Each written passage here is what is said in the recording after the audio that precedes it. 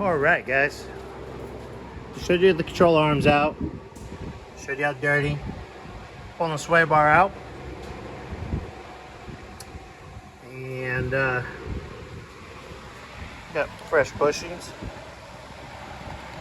bag and tagging bolts, and brackets that are not bolted to the car, and